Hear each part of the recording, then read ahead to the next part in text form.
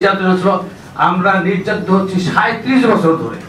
আমরা কিন্তু ব্যতিক্রম। ৩৭ বছর ধরে রাজনীতি করতে পারি, একজন তো ভিন্ন মতাদর্শ হতেই পারে।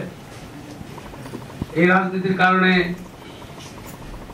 1999 সালের 8 নভেম্বর এই আওয়ামী লীগের সেই স্বৈরশাসনের সেই এমপি সহ সবাই এরা গিয়ে আমার ঘর দুয়ার ভাঙচুর করে লুটপাট করে সব নিয়ে চলে গেল। ব্রড ডে লাইট দুইবার আক্রমণ করে আমার ওই লুটপাটের পরে আমার প্লেটটাও ছিল না, থালাটাও ছিল না। আমার 5 মাসের যে শিশু সন্তান তার ফিডারটাও ছিল না। তো গোটা দেশে যা নির্যাতন হয়েছে, বালিয়াডাঙ্গিতে তার চেয়ে অনেক বেশি নির্যাতন হয়েছে। আজকে বলতে হয় আমরা এই জন্যই আপনাকে একটু স্মরণ করে দিতে চাই, একটু আপনাকে সময় দিতে হবে, শুনতে হবে, বুঝতে হবে।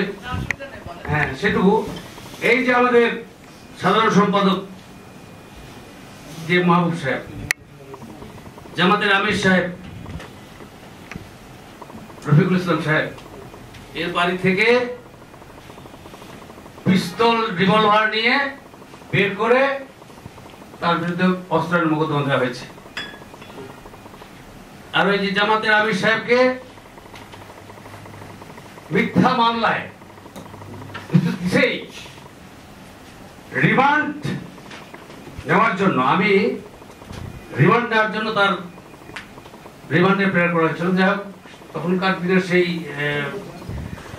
বিচারক মহোদয়কে আমি এই জন্য ধন্যবাদ জানাবো যে আমি যখন রিমান্ড হিয়ারিং আমি ছিলাম, আমি যখন সুপ্রিম কোর্টের ডিসিশন যারা করে দেখান যে এই পরিস্থিতি এইভাবে রিমান্ড মঞ্জুর করা যায় না, উনি রিমান্ডের আবেদন নামঞ্জুর করছিলেন। প্রশ্ন হচ্ছে এইভাবে নির্যাতন হয়েছে। আজকে দেখেন আজব কথা, মানে আমি কি কোথায় আছি আমরা। এটা যদি মানে প্রশাসনিক কিছুর কাছ থেকে যদি আমরা এগুলো পাই, রাজনীতি করবে আমাদের বিরুদ্ধে, আওয়ামী লীগ নির্যাতন করবে, আমরা সহ্য করব।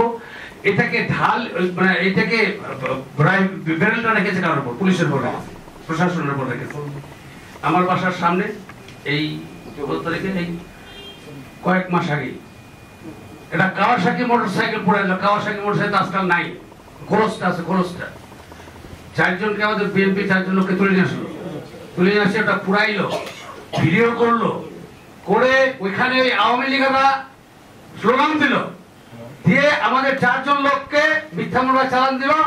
আর সর্বমোট আমাদের এই যে আসামি করছে কতজন, 26 জনকে আসামি করছে, 26 জনকে আসামি করছে। আর অ্যারেস্ট তো সীমা সংখ্যা নাই, অজ্ঞাত আছে যে 150 জন, সবাইকে অ্যারেস্ট করতেছে।